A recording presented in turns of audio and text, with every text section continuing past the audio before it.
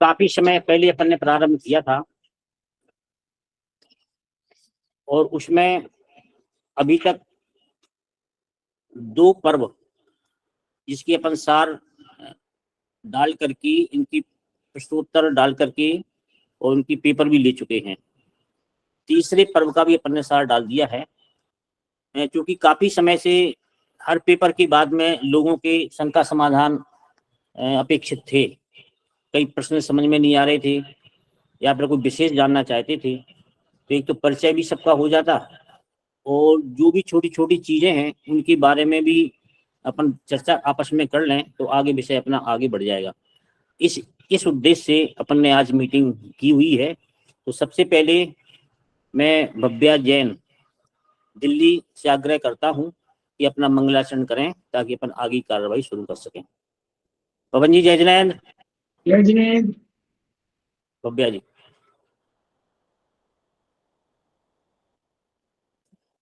देखिए, श्री अरहंत सदा मंगलमय, मुक्ति मार्ग का करे प्रकाश, मंगलमय श्री सिद्ध प्रभु जो निज स्वरूप में करे विलास, शुद्धात्म के मंगल साधक साधु पुरुष की सदा शरण हो, धन्य घड़ी वह धन्य दिवस जब मंगलमय मंगलाचरण हो, श्री अरहंत सदा मंगलमय, मंगलमय चैतन्य स्वरूप परिणति की मंगलमय हो, पुण्य पाप की दुखमय ज्वाला निज आश्रय से त्वरित विलय हो, देव शास्त्र गुरु को वंदन कर मुक्ति वधु में त्वरित वरण हो, धन्य घड़ी वह धन्य दिवस जब मंगलमय मंगलाचरण हो, श्री अरहंत सदा मंगलमय। बहुत सुंदर। पंच परमेष्टि के मंगलाचरण के साथ में अपन श्री स्वाध्याय पद्म पुराण की परिचर्चा अपन शुरू करें। तो सबसे पहले हम चाहते हैं कि ये पद्म पुराण सब लोग देख लें और इस पर अपन 10 मिनट पहले चर्चा करेंगे। चर्चा करने के बाद में फिर आगे अपन पर चर्चा करेंगे और परीक्षा जो प्रश्न पत्र है उस पर चर्चा करेंगे। जो दूसरे पर्व का परीक्षा परिणाम है वो भी अपन निकालेंगे, चर्चा करेंगे और आगामी अपनी क्या शैली रहेगी उस पर भी अपन चर्चा करेंगे। तो सबसे पहले 10 मिनट अपन पद्म पुराण अपन ने विराजमान किया हुआ है, तो इस पर अपन इसकी मंगलाचरण को पढ़ते हुए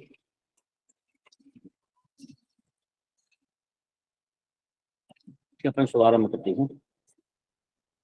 मंगलाचरण। ओम नमः सिद्धेभ्यः, ओम नमः सिद्धेभ्यः, ओम नमः सिद्धेभ्यः। नमो अरिहंताणं, नमो सिद्धाणं, नमो आयरियाणं, नमो वज्रायाणं, नमो लोये सव्यसाहूरम्।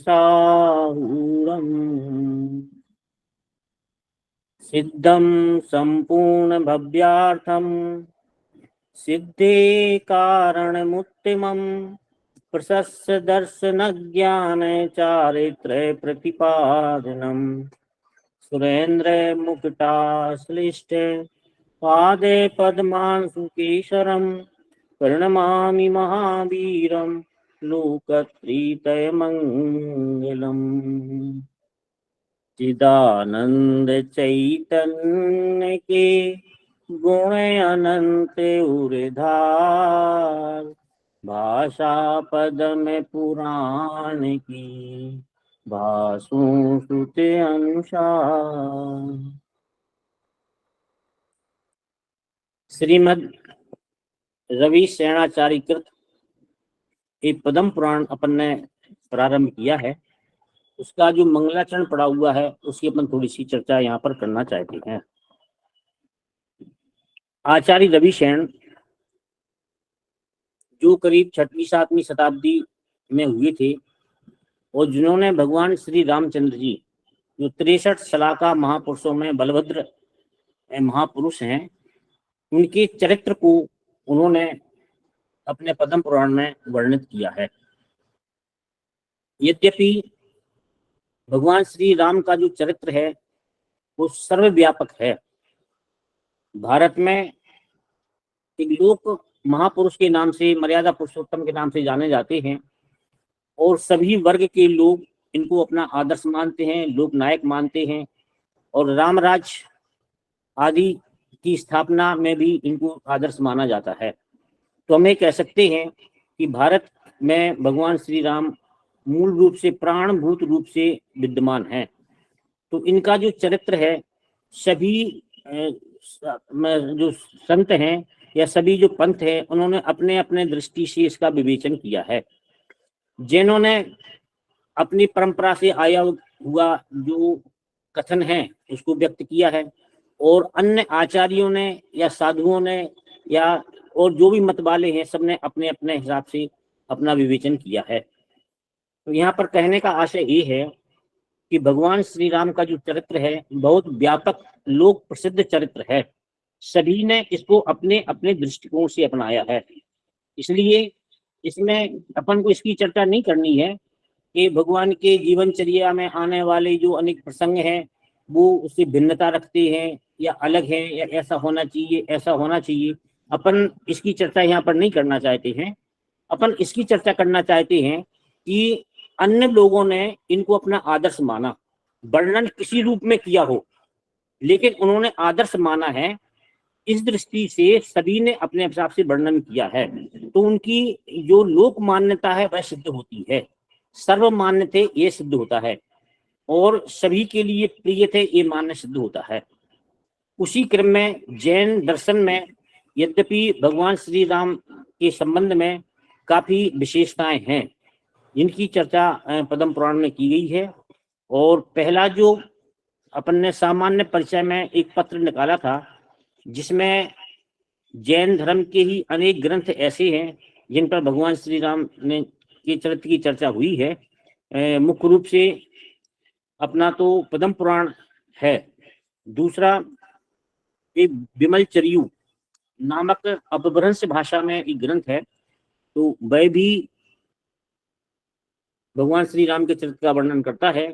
अभी समकालीन है कि आगे पीछे इसकी चर्चा अपन ने इसमें की हुई थी। अपन ये जानना चाहते हैं कि अब अपने जैन दर्शन के अनुसार बलभद्र भगवान श्री राम का चरित्र क्या था, जिससे हमें अनेक प्रकार की शिक्षाएं मिलती हैं। तो उसका सामान्य रूप से परिचय कराने के लिए और उनके आदर्शों को अपने जीवन में अपनाने के लिए ये पद्म पुराण का स्वाध्याय अपन ने शुरू किया था। इससे एक तो ये सिद्ध होता है कि हम कोई भी दर्शन पढ़ें, सिद्धांत पढ़ें, जब तक उसके उदाहरण हमारे सामने नहीं होंगे, उसके आदर्श हमारे सामने नहीं होंगे, तो वो बात हमारे हृदयंगम नहीं हो पाती है, हृदय में नहीं आ पाती है। तो उसी सिद्धांत का अगर एक सर्वमान्य उदाहरण हमारे सामने आ जाता है तो वो बात हमारे सीधे हृदय में चली जाती है। तो जितने भी प्रथमान योग हैं जो 63 महाशलाका पुरुषों के चरित्र का वर्णन करते हैं, 170 महापुरुषों का वर्णन करते हैं, तो उनका स्वाध्याय भी अपना होना चाहिए। तो कई बात हमें सिद्धांत से सीधी बात समझ में नहीं आती है, लेकिन वही बात जब हमारे जो आदर्श पुरुष उस जीवन को जीते हैं, उनकी घटनाएं अपन पढ़ते हैं, तो वो सारे सिद्धांत हमको समझ में आ जाते हैं। ऐसी क्रमबद्ध पर्याय अपन को समझ में नहीं आती है, लेकिन जब भगवान महावीर स्वामी का दिव्य धुनी क्यों नहीं खिरी, तो भाई उसका समय नहीं आया था। तो इसमें सारी अपने समवाय भी समझ में आ जाते हैं और सारी जो वो सब चीजें इसमें समझ में आ जाती हैं। तो जितने भी सिद्धांत हैं वो सिद्धांतों के उदाहरण रूप में कैसे महापुरुषों ने अपनाया है, उसका जो स्पष्ट एक दर्पण की तरह अपने पास में कोई अगर माध्यम है तो वो है प्रथमान योग। तो प्रथमान योग का भी साथ में स्वाध्याय होना चाहिए, सिद्धांतों का स्वाध्याय भी होना चाहिए, अन्य ग्रंथों का भी, प्रणानुयोग का होना चाहिए, चरणानुयोग का भी होना चाहिए, लेकिन साथ में प्रथमान योग का भी स्वाध्याय अवश्य होना चाहिए। ये हमें नैतिकता सिखाता है, सदाचार सिखाता है और समता भाव सिखाता है। मोक्ष मार्ग में क्या की आपत्ति आएंगी, विपत्ति आएंगी, अनुकूलता प्रतिकूलता आएंगी, तो उन सब में अपन को अपना मार्ग नहीं छोड़ना है, प्राणांत होने पर भी अपना मार्ग नहीं छोड़ना है, तो उसका फल मिलता है।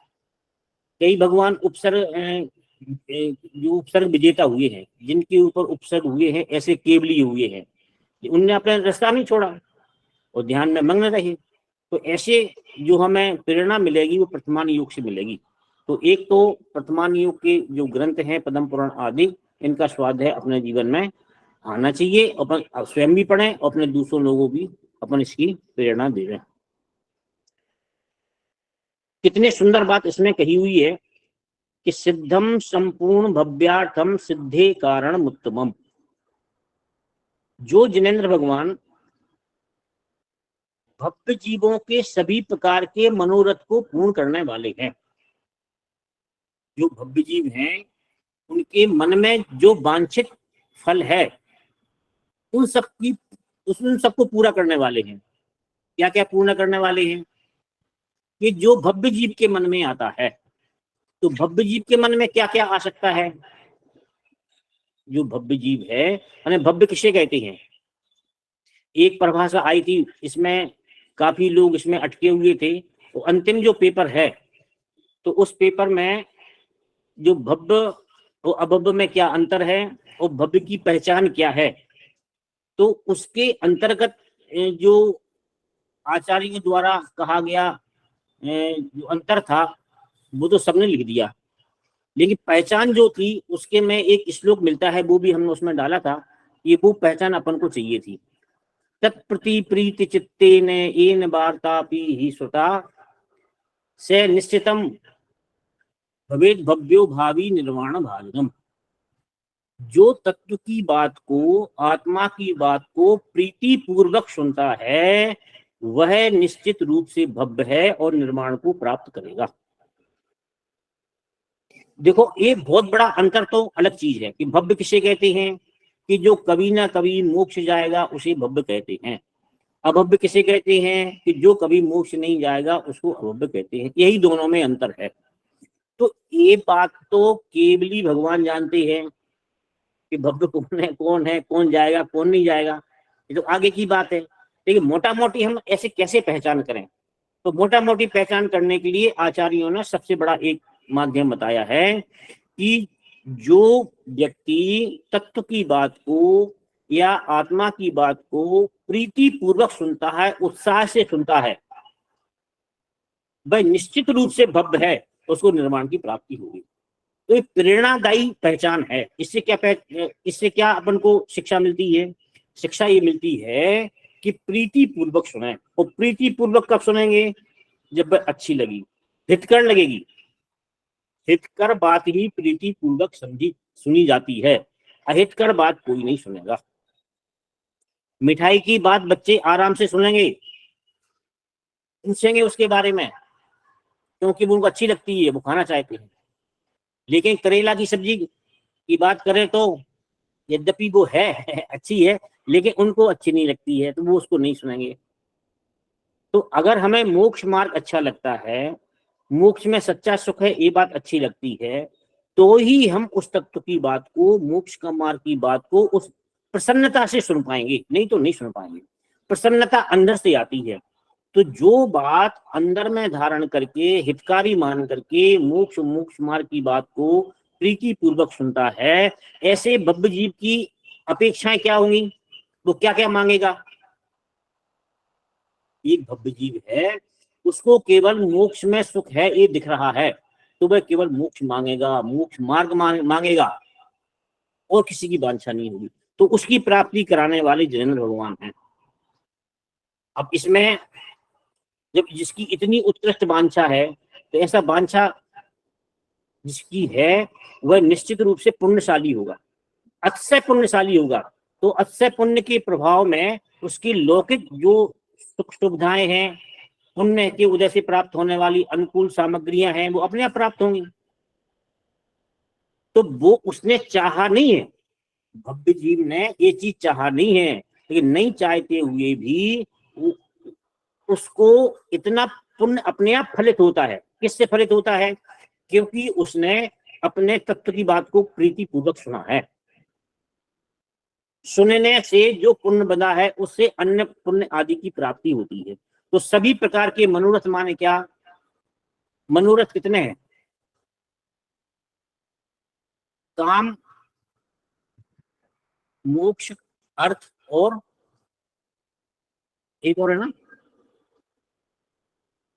आवाज खोलो। धर्म। हाँ, धर्म। धर्म, अर्थ, काम और मोक्ष, इन चारों की प्राप्ति हो जाती है। कैसे होती है? भाई धर्म तो करता है, मोक्ष की प्राप्ति होती है, और ये बीच में आने वाली चीजें जो अपने आप प्राप्त होती है, इनके पीछे नहीं पड़ता है। जैसे गेहूं के साथ में भूसे की प्राप्ति होती है, उसी प्रकार से जो हमारा मोक्ष के प्रति प्रीति भाव है, उस प्रीति भाव के कारण से अन्न पुण्य की प्राप्ति हो जाती है। तो भव्य जीवों के सभी प्रकार के मनोरथ की पूर्ति करने वाले हैं। इसलिए जिनेंद्र देव को कल्प वृक्ष के समान माना गया है कि जो मांगेंगे वो उनको मिल जाता है। और मोक्ष मार्ग का सम्यक दर्शन ज्ञान चारित्र का निरूपण करने वाले हैं। ऐसे 3 लोक जो नाथ भगवान महावीर को नमस्कार किया गया है। इसके बाद में दौलत राम जी ने जो हिंदी में मंगलाचरण किया वह बहुत अद्भुत है। 2 मिनट इसकी चर्चा करते हैं। चिदानंद चैतन्य के गुण अनंत उर्धार, भाषा पद्म पुराण की भाषु श्रुति अनुसार। श्रुति माने जिनागम के अनुसार, श्रुति माने जो परंपरागत आया हुआ जिनागम है उसके अनुसार मैं पद्म पुराण को भाषा के रूप में भाषित करता हूँ। मैंने सरल रूप में जो लोक भाषा है उसमें पद्म पुराण को वर्णन करता हूँ। क्या करके? चिदानंद चैतन्य के गुण अनंत उर्धार। देखो मंगलाचरण भव्या कितना बढ़िया है कि उर माने हृदय में धारण करके। किसको? चिदानंद चैतन्य के गुण। चिदानंद कौन है? चिदानंद की संधि विच्छेद करें, क्या होगा? चित्त प्लस आनंद। चित्त प्लस आनंद। चित्त प्लस चित्त माने आनंद। क्या होता है?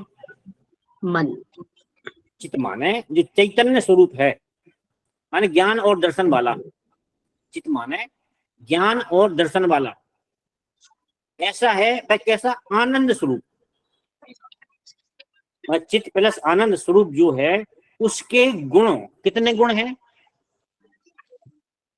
चिदानंद तत्व के कितने गुण? अनंत। अनंत गुण। बोलो, कितनी बढ़िया बात है। अनंत। ज्ञान दर्शन वाला, जिसमें ज्ञान दर्शन पाया जाता है वह आनंद स्वरूप है। पहली बात तो ये हुई चिदानंद। उसके अनंत गुण, मतलब एक चिदानंद भगवान आत्मा में अनंत गुण होते हैं, ये गुण नहीं होता है।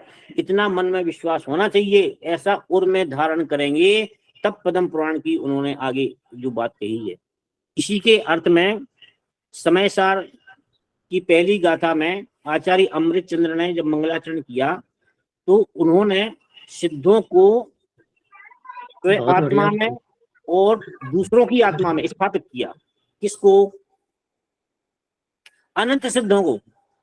अनंत सिद्धों को अपनी आत्मा में और दूसरों की आत्मा में स्थापित करके फिर आगे समय सार का उन्होंने वर्णन किया। देखो हृदय में अपने क्या है, वो अपनी पूंजी है। हमारी पूंजी क्या है?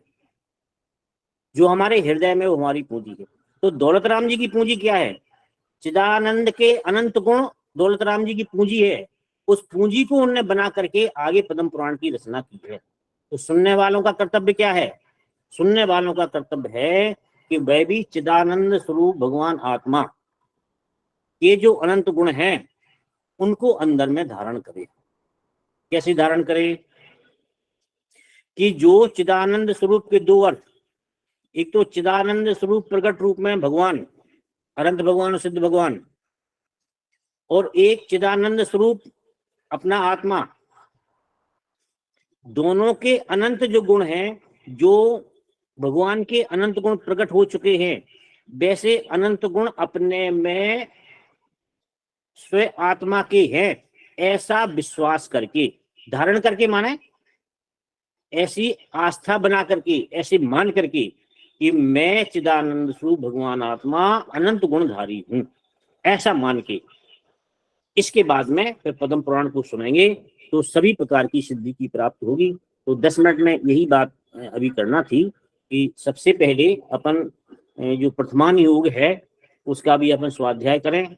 प्रथमान योग से सिद्धांत समझ में आते हैं, न्याय समझ में आता है, इससे बहुत सारी चीजें समझ में आती हैं। जो अपने जीवन है, जीवन प्रथमान योग है, उसको हम सुने और इसके बाद में जो सिद्धांत हैं उनको हम पढ़ें, तो हमारा जो प्रथमान योग एक उदाहरण स्वरूप में हमारे सामने आएगा। इसकी मैं चर्चा करना थी। ओम नमः शिवाय। इसके बाद में थोड़ी चर्चा करना चाहते हैं। अर्चना जी, एक मिनट वीडियो खोलें। अर्चना जी, अर्चना जी वीडियो खोलकर मैं थोड़ा सा परिचय देवें।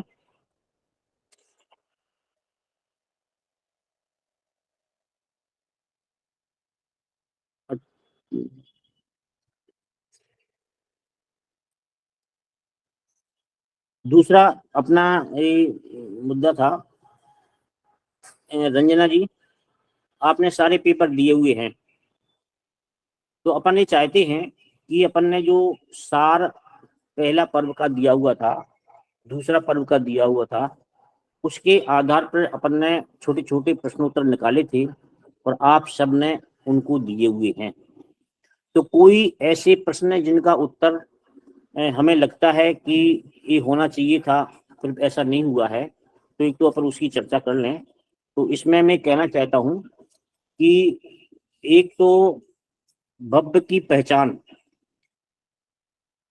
आप आवाज खोलें, आवाज खोलें। उसी प्रश्न में मेरा थोड़ा सा था कंफ्यूजन, लेकिन फिर आपने उसको बहुत अच्छे से क्लियर करके और उसका आंसर मेरे को समझा दिया था, तो मेरी शंका का समाधान वहीं पे समाप्त हो गया और बहुत अच्छा लग रहा है हमको फिर भी आपके मैं साथ में जुड़ निवेदन करना करके। चाहता हूँ, फिर भी निवेदन करना चाहता हूँ। देखो, एक प्रश्न के अनेक उत्तर हो सकते हैं, सभी आचार्यों के अपने अपने ग्रंथ हैं, सब चीज हैं, लेकिन अपना ये था कि अपन चूंकि पद्म पुराण पढ़ रहे हैं, तो पद्म पुराण के अनुसार जो अपन ने सार दिया हुआ है उसके अनुसार ही अपन उत्तर देवें, तो अपना जो उत्तर है वह पद्म पुराण के अनुसार पूरा होगा। बाकी नहीं तो अपन उत्तर कोई गलत नहीं है। अब जैसे अभी किसने चर्चा की थी, मीना जी ने चर्चा की थी कि मनुष्य भाव की दुर्लभता, तो मनुष्य भाव की दुर्लभता तो अपन 6 डाला के आधार पर ही बता सकते हैं और वैसे बता सकते हैं, लेकिन हम वो नहीं चाहते। अपना अपेक्षित उत्तर क्या है? अपना अपेक्षित उत्तर ये है कि आप तो सार को पढ़ करके प्रॉपर उन्हीं बिंदुओं में उत्तर दे दीजिए। हाँ। आपका उत्तर सही हो सकता है, ऐसा नहीं कि उत्तर सही नहीं है, लेकिन जो अपन चाहते हैं वैसा तो अपना सही स्वाध्याय इसमें से हो जाएगा। तो 2-3 प्रश्न ऐसे हैं कि जिनमें अपन को लगता है कि चूंकि हमारा सही था लेकिन वो नहीं हुआ है, तो उसमें अपन को थोड़ी सी इसमें रखना चाहिए। और भी कोई ऐसे प्रश्नोत्तर हैं तो सुमित, कोई ऐसी बात हो तो पूछ लो आप, तो मैं थोड़ी चर्चा कर लेंगे। या अपन को लगता है कि भाई इसमें ऐसा होना चाहिए, ऐसा नहीं हुआ है, तो अभी क्योंकि मेरे पास में सारे सार हैं, मैंने सार निकाल लिए हैं और किसी भी प्रश्न का उत्तर अपन इसमें से खोजेंगे। और जो 1-2 प्रश्न अपन ने दिए हैं वो केवल स्वाध्याय के लिए दिए हैं कि आप लोग अपने स्वाध्याय के आधार पर या इधर उधर से पूछ करके उसको तैयार करें, ताकि अपन को बाहर का स्वाध्याय भी थोड़ा सा उसमें हो सकता है। हाँ पंडित जी, मैं ये पूछ रहा था, इसमें जो हिंदी टीका लिखी है वो दौलत राम जी ने लिखी है क्या इस पे पद्म पुराण? हाँ हाँ, ये अपने 6 डाला वाले नहीं वो अलग है। अच्छा, 6 डाला वाले दौलत राम जी अलग हैं और ये दौलत राम जी अलग हैं। ठीक है। अच्छा, जो हिंदी में एक ढूंढारी भाषा में पद्म पुराण मिलता है, जिसमें संस्कृत नहीं है, केवल हिंदी है, लेकिन अपन ने जो चलाया है वो पद्म पुराण ज्ञानपीठ एक पंडित पन्नालाल जी द्वारा संपादित है, उसको अपन ने मानक माना है। और टीका इनकी दौलत राम जी की ही है इसमें जो अर्थ दिया है, लेकिन इनकी जो टीका पन्ना लाल जी का श्लोक का मूल हिंदी अनुवाद है। तो अपन ने रखा है कि मूल श्लोक का जो हिंदी अनुवाद है उसके आधार पर अपन इसकी चर्चा करेंगे ताकि प्रमाणिक उसमें रहेगा। सही है। चलो ठीक, भव्या और पूछो।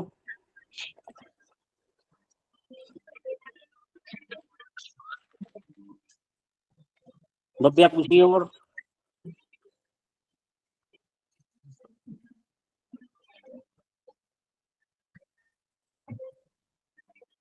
अच्छा,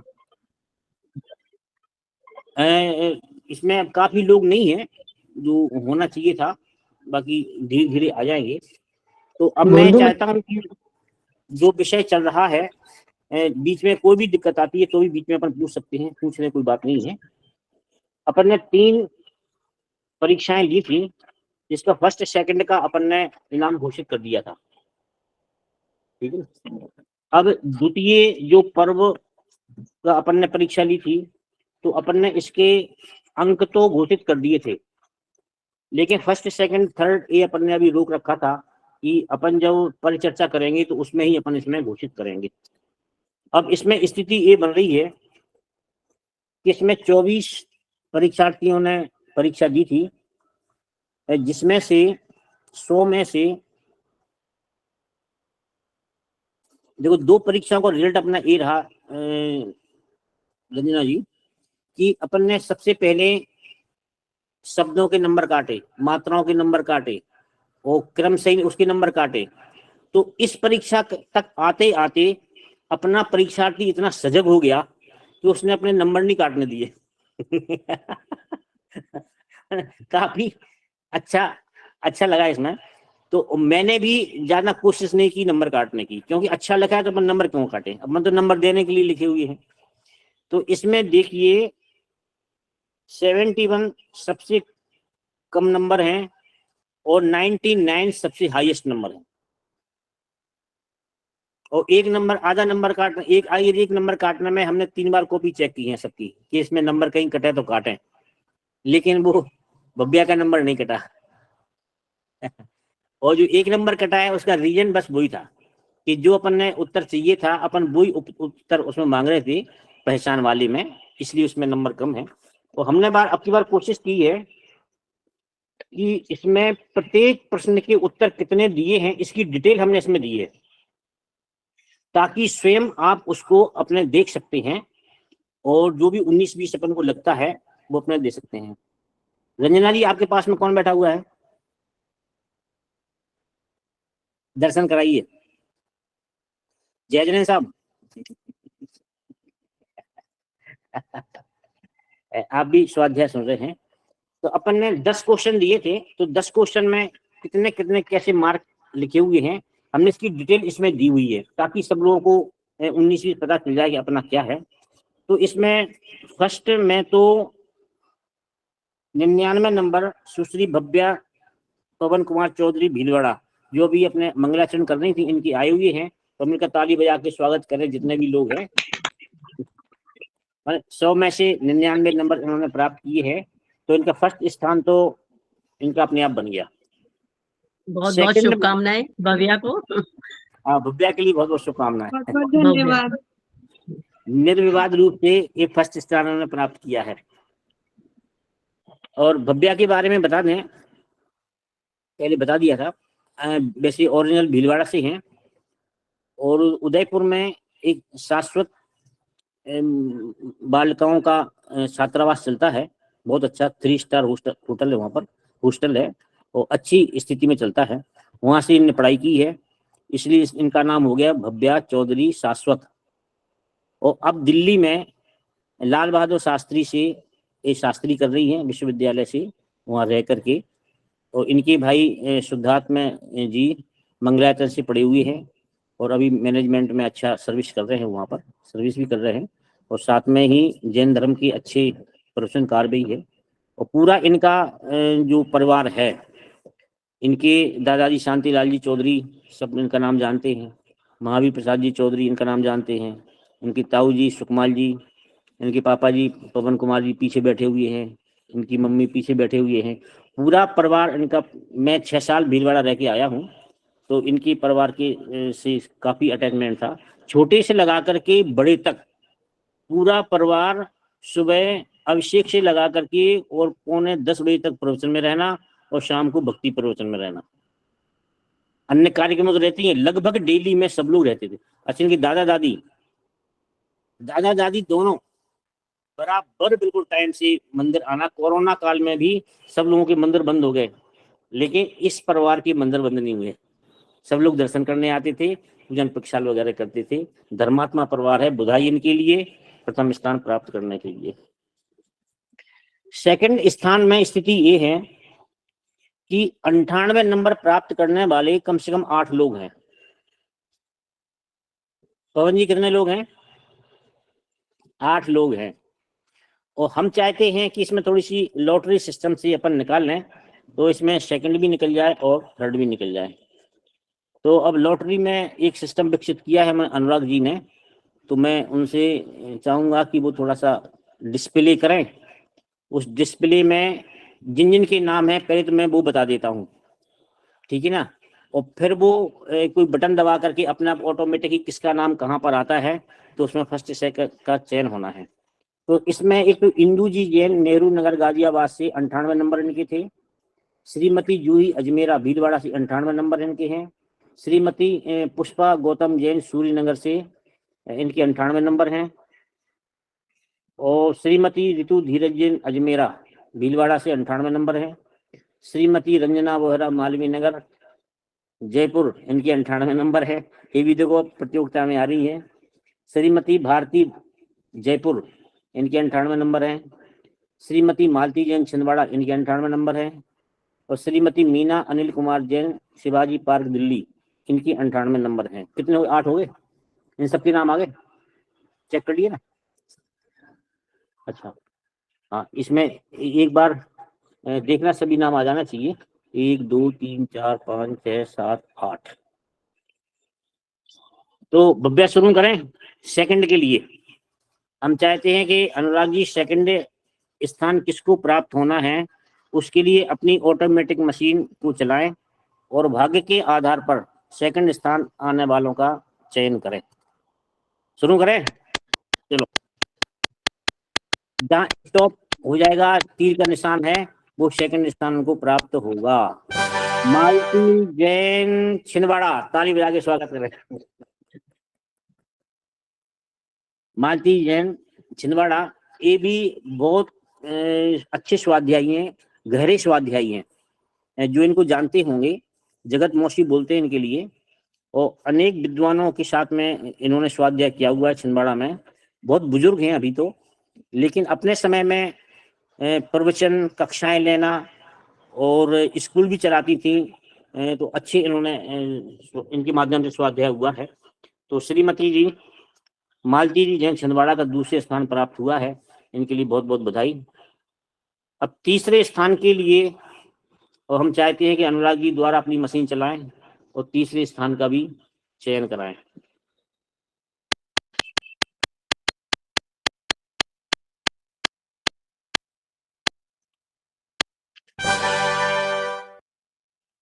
मीना जी अनिल कुमार जी नंबर पे हैं। श्रीमती मीना जी अनिल कुमार जी शिवाजी पार्क दिल्ली, इनका तीसरा स्थान है। इनके लिए बहुत बहुत बधाई, ताली बजाकर अपना स्वागत करते हैं। और अपने चाहते हैं कि 3 और प्रोत्साहन इनाम निकाले जाए, क्योंकि नंबर तो सबके बराबर ही है और थोड़ा क्रम जमाना था उसका। तो प्रोत्साहन के लिए 3 और नाम निकाल लिए जाए।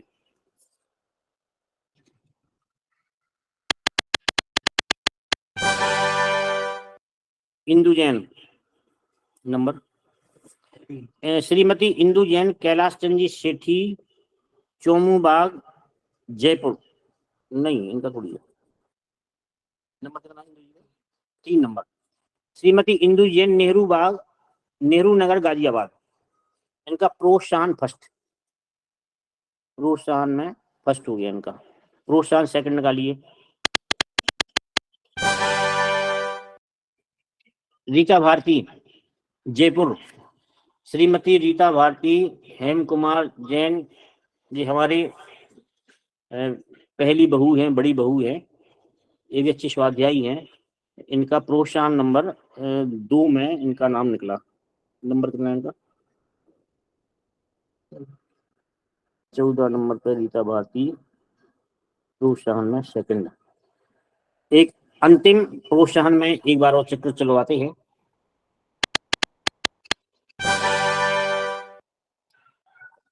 ऋतु धीरज अजमेरा भीलवाड़ा ताली बजा के इनका स्वागत करें। इनका तीसरा प्रोत्साहन है और भीलवाड़ा से 2 इनाम चले गए हैं। फर्स्ट गया है भव्या जैन का और प्रोत्साहन थर्ड गया है ऋतु जी का। इसके लिए सभी के लिए बहुत बहुत बधाई और धन्यवाद। अब मैं एक मिनट, नंबर कितना ऋतु जी का? 12 नंबर पर प्रोत्साहन थर्ड और सेकंड किसका था?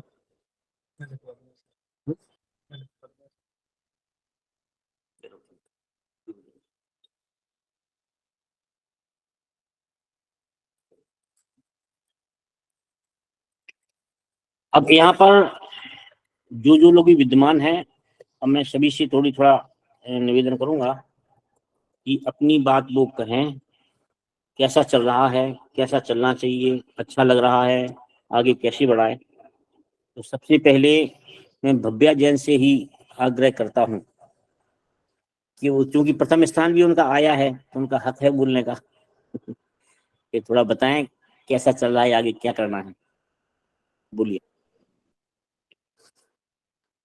सभी को सादर जय जिनेन्द्र। अभी जो पद्म पुराण का जो स्वाध्याय ग्रुप चल रहा है उसमें जो प्रश्नोत्तर वगैरह आ रहे हैं तो ये काफी अच्छा चल रहा है, जिसके माध्यम से हमारा स्वाध्याय भी हो रहा है। हमको पता भी चल रहा है कि प्रथमा नियोग में क्या क्या है और कैसे राम भगवान का चरित्र वगैरह ये सब हमको उसमें पता चलेगा। ऐसे और भी मतलब चलते रहने चाहिए और भी ग्रंथ के अनुसार, जैसे प्रथमा नियोगी नहीं कोई अन्य अनुयोग के माध्यम से भी हमारा स्वाध्याय हो सकता है। तो ये बड़ा ही अच्छा लगा। इसी बात मैंने से बात हुई तब सर हाँ, मैं भी वर्णन करूंगा। पवन जी भाई साहब, बात हुई थी तब मेरे को पता लगा था इस तरह से चल रहा है, तो मैंने यहाँ पे छतरपुर दिल्ली के अंदर मंदिर में निजी स्वाध्याय चालू कर दिया पद्म पुराण का, और बहुत अच्छा लगा। इतना अच्छा लगा कि मतलब ये हर घर में होना चाहिए स्वाध्याय, समझना चाहिए कि पुराण क्या कह रहा है। बहुत ही गजब, इतना गजब है कि बहुत बढ़िया। पवन कुमार जी का कहना ये है कि जैसा भी पद्म पुराण चला तो उन्होंने अपने दिल्ली में जहाँ निवास कर रहे हैं छतरपुर मंदिर में भी उन्होंने पद्म पुराण शुरू किया है। और हमने ये शुरू किया था अपने प्रताप नगर सेक्टर 3 में पंडित कैलाश सिंह जी शास्त्री मलिया, जिन्होंने अपना पद्म पुराण स्वाध्याय पूरा कर लिया है, अब वो छेड़ाला चला रहे हैं, तो उनको देख करके फिर हमने भी इसके चालू किया था। यद्यपि इसके पहले हमने चौमुबाग मंदिर में पहले आदिनाथ पुराण चढ़ाया था, वो भी हमारा अच्छा चला था, लेकिन ऑनलाइन जैसी स्थिति उस समय नहीं थी तो वो वैसा चला था, लेकिन अब ऑनलाइन भी चल रहा है तो ये ठीक है। हमारे बीच में सुमित बैठे हुए हैं, भाई सुमित भी अपनी बात यहाँ पर कुछ रखें। हाँ, जय जिनेन्द्र सभी को। अभी ये जो अपन पद्म पुराण का स्वाध्याय वापस तो एक बार ऑनलाइन स्टार्ट कर रहे हैं, बहुत अच्छा कर रहे हैं, और प्रथमान योग का स्वाध्याय भी होना चाहिए, क्योंकि आपने अभी जैसा बताया था ना कि सिद्धांतों के साथ उसके उदाहरणों को कनेक्ट करते हैं, तो ये बहुत अच्छी चीज है। सिद्धांत कई बार समझ में नहीं आते, लेकिन उदाहरण हमारे एकदम चित्त में सटीक बैठे होते हैं, तो वो सिद्धांत भी उससे एकदम क्लियर हो जाता है। तो ये बहुत अच्छी चीज है, और प्रथमान योग से हमको क्या है, मोटिवेशन भी मिलता है कि ऐसे ऐसे हीन परिणामी जीव भी तुरंत परिणाम चेंज करके और भद्र परिणामी हो गए और मोक्ष में भी चले गए, तो हम भी जा सकते हैं। तो वो एक अच्छा, वहां से हमको शिक्षा मिलती है। तो अच्छा स्वाध्याय है, हम में आप सही अच्छा शुरू कर रहे हैं। अपने परिणामों को संभालने के लिए, अपने परिणामों को संभालने के लिए वर्तमान युग बिल्कुल दर्पण की तरह प्रेरक है। दर्पण तो केवल दिखाता है, लेकिन दिखाने के साथ में इसमें प्रेरणा मिलती पूरी। और अभी अभी सुमित जी ने बोला कि हीन परिणामी जीव भी अपना पुरुषार्थ करके वो उच्च स्थान प्राप्त कर लेता है। ये बहुत बड़ी बात है, इतनी बात समझ में आना। सरोज जी जैन स्वाध्याय सुन रहे हैं, वीडियो खोले अपना।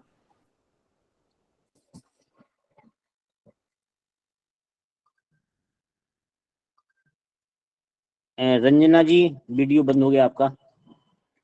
हाँ, सरोज जी जैन। जय जिनेन्द्र सभी को। अभी ये जो पद्म पुराण का स्वाध्याय चल रहा है, ये सबको बहुत अच्छा लग रहा है। ये पद्म पुराण एक माने ऐसी चीज है कि जो सनातन धर्म से कई को छोटे छोटे लोगों को, बच्चों को सनातन से बारे में, भाई रामचंद्र कैसे थे, क्या था, हनुमान जी कैसे थे। अब तो कहते हनुमान जी बाल ब्रह्मचारी थे, रामचंद्र जी को वो मोक्ष नहीं बता रहे, कई तरह की ऐसे माने कंफ्यूजन है लोगों को। तो पद्म पुराण का स्वाध्याय सुन के और जो अपनी सही चीज है अपने जैन धर्म में क्या है, वो कई चीजें हमारे बच्चों को भी, बड़े बड़े लोगों को भी जो स्वाध्याय चलता है, तो वहाँ बड़े बड़े लोगों को ये नहीं पता कि हनुमान जी थे या उनकी शादी की, जबकि हनुमान जी तो कामदेव हैं। लेकिन वो सनातन धर्म से जो उन्होंने रामायण देखी है, रामायण में सुना है, तो उसी की जानकारी ज्यादा है लोगों को। तो इसलिए पद्म पुराण का स्वाध्याय तो चलना ही चाहिए, जब से उसी से सही जानकारी प्राप्त होगी कि मतलब सनातन धर्म का प्रचार ज्यादा है, अपना जैन धर्म का कम है। तो इसलिए ये पद्म पुराण का स्वाध्याय सबको बहुत अच्छा लग रहा है। और भाई प्रथमान योग का स्वाध्याय तो बढ़िया है ही। जो भाई कम स्वाध्याय वाले जीव हैं, तो उनको उनसे प्रेरणा मिलती है कि कैसे कैसे लोग माने उसमें जो धर्म में बिल्कुल नहीं थे, तो वो भी किस तरह से धर्म में लगकर और मोक्ष को प्राप्त कर सकते हैं। तो बहुत बढ़िया है, बहुत सबको बहुत पसंद आया पद्म पुराण का स्वाध्याय। जय ये बात जिनेन्द्र। बिल्कुल सही है कि अपने मतलब जैन समाज के लोगों को ही अभी भगवान रामचंद्र जी के बारे में सही बात क्या है वो पता नहीं है। परंपरागत जैसी अपने सुनी है उसी के अनुसार अपन सब चीज मान रहे हैं। और जब अपन ये बात सुनते हैं तब वास्तव में समझ में आता है कि जो इंद्रजीत हैं, कुंभकर्ण हैं, मेघनाथ हैं, ये बड़वानी से मोक्ष पधारे हैं। रामचंद्र जी कहाँ से गए? रामचंद्र जी मांगी तुंगी मांगी तुंगी से। और जो कुंभकर्ण, मेघनाथ, इंद्रजीत, ये मुनि दीक्षा धारण की, इन्होंने मुनि दीक्षा तप किया और बड़वानी से मोक्ष पधारे। जब से पद्म पुराण का स्वाध्याय शुरू हुआ है, एक अर्घ पवन जी, एक अर्घ में उदक चंदन तंदुल बोल करके और मांगी तुंगी से मोक्ष पधारे भगवान रामचंद्र जी, और बड़वानी से मोक्ष पधारे कुंभकर्ण, इंद्रजीत और मेघनाथ। भगवान के चरणों में अगर राम स्वागत बोलता हूँ, एक अर्घ वो जरूर चढ़ाता हूँ मैं। और जब तक पद्म पुराण चलेगा तब तक मैं एक अर्घ अवश्य चढ़ाऊंगा, क्योंकि जो बिल्कुल विपरीत मान्यता है, जिनके पुतले जलाए जाते हैं, कैसी मान्यता, कैसे अनुमोदन करेंगे अपन इनका? मैंने जो पुतले वगैरह जलाए जाते हैं उनका अनुमोदन अपन कैसे करेंगे? तो जब ये चीज हमें समझ में आई तो अपन इतना पाप नहीं करेंगे, अनुमोदना का पाप अपन से नहीं होगा। तो ये चीज जानना बहुत जरूरी है।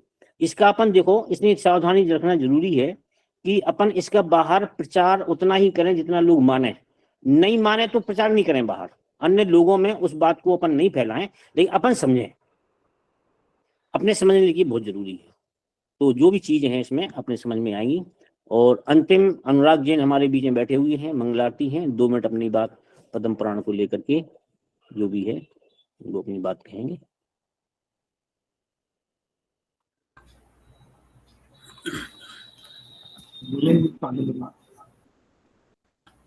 जय जिनेन्द्र सभी को। काफी टाइम से पद्म पुराण का स्वाध्याय चल रहा है और जिस तरीके से हम स्वाध्याय करते हैं या चीजें समझते हैं,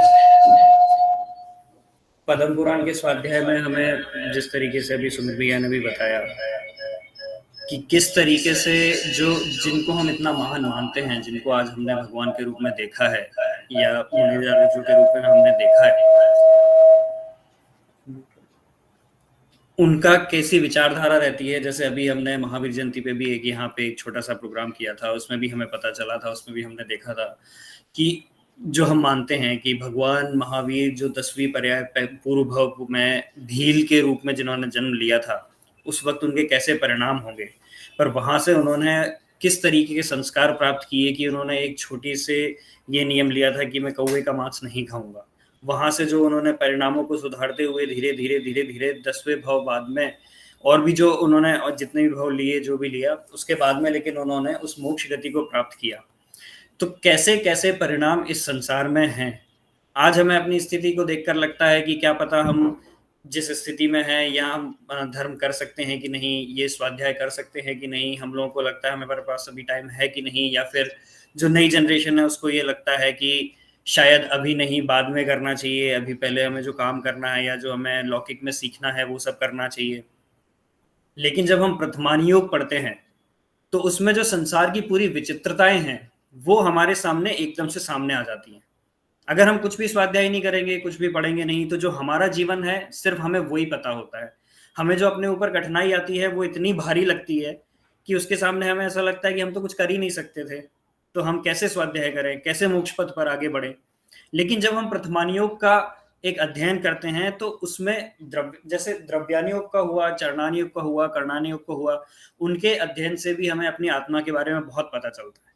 लेकिन प्रथमान योग में एक जीव को लेके जो पूरा वर्णन होता है, उसकी जो एक कहानी टाइप की होती है, उससे हम अपने आप को ज्यादा रिलेट कर पाते हैं और ज्यादा चीजें समझ पाते हैं कि सच में ऐसे ऐसे लोगों के साथ में क्या क्या घटित हुआ था, कैसे उन्होंने उसको हैंडल किया था पूरी सारी चीजें। तो इसलिए प्रथमानियों का जो स्वाध्याय है वो अपने आप को जीवन में संयमित बनाने के लिए, या फिर यूं कहें कि अपने आप को जीवन में उस पथ पर हमेशा लगाए रखने के लिए बहुत ज्यादा जरूरी है।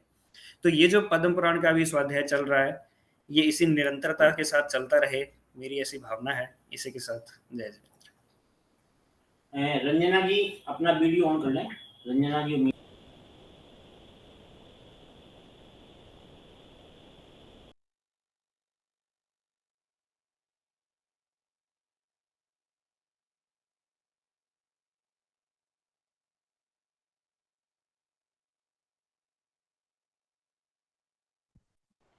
अच्छा, मेरा म्यूट था।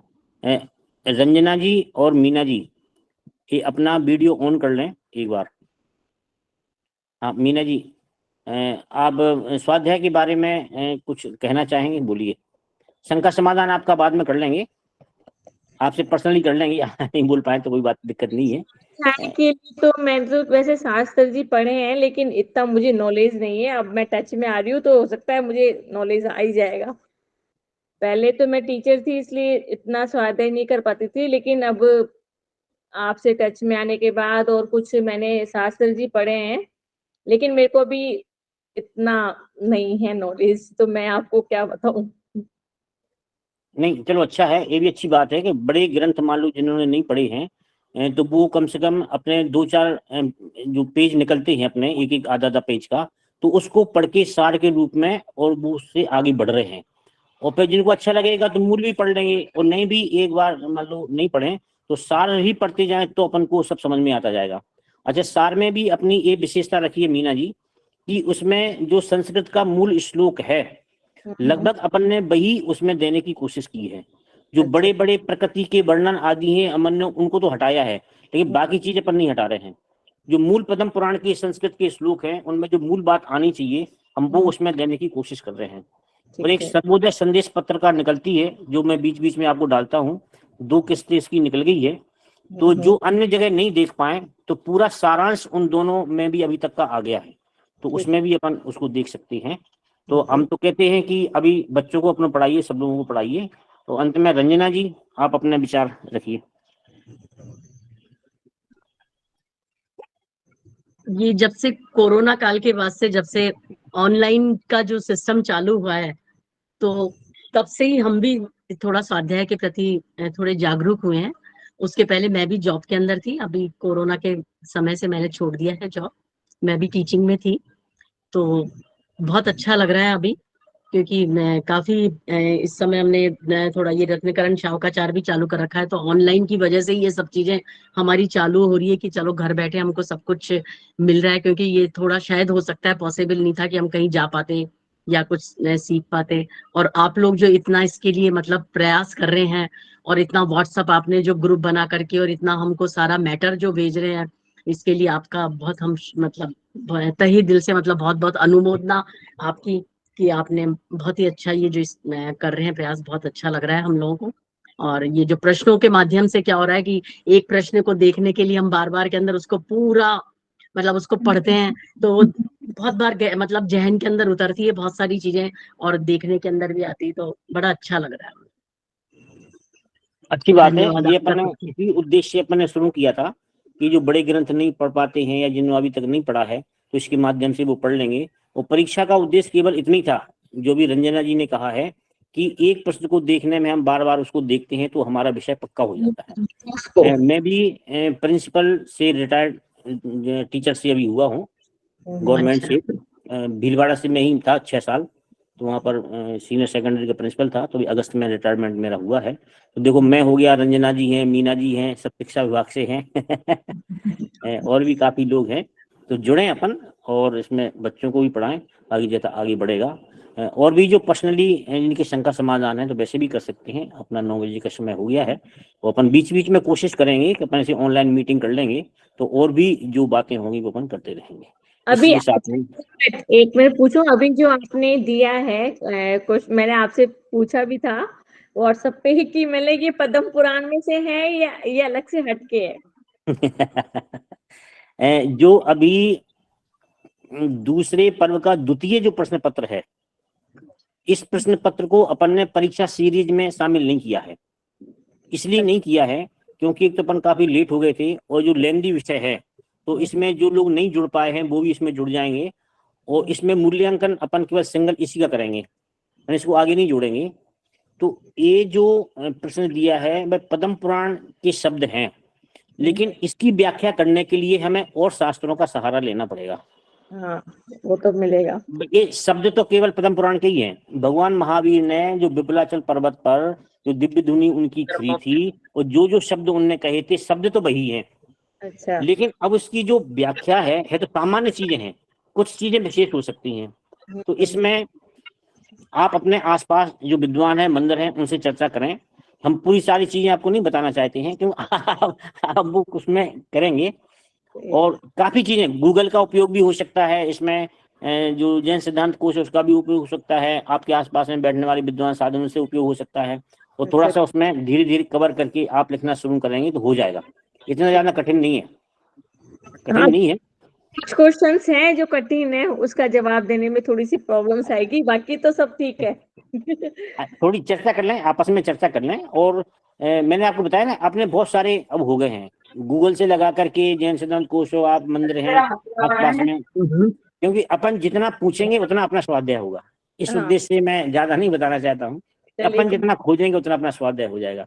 तो इसको एक तो जिन्होंने अभी तक परीक्षा नहीं दी है वो भी इसमें बैठ सकते हैं, क्योंकि अपन इसको सीरीज वाले में अपन काउंट नहीं करेंगे। कोई नहीं भी देता है तो भी काउंट नहीं है, अच्छा देता है तो भी काउंट नहीं है, कम होता है तो भी काउंट नहीं है।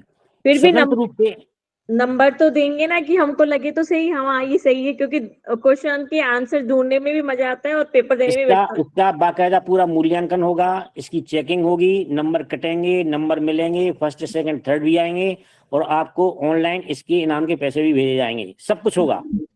लेकिन इसमें मतलब अन्य उसका हम उपयोग मतलब वो ले सकते हैं सहायता। हाँ बिल्कुल बिल्कुल, खुल करके लेना ही पड़ेगी। मैंने आप विद्वानों से पूछिए, किसी से मेरे को छोड़ करके आप किसी से भी पूछ लीजिए। अच्छा। हमारे सबसे फर्स्ट जो क्वेश्चन है ना, एक सत्ता के भेद वाला जो है, महासत्ता और उसका अवान्तर वाला उसी में पहले में ही थोड़ा आगे, तो फिर भी थोड़ा लग रहा है कि हाँ, तो थोड़ा सा वहीं पर थोड़ा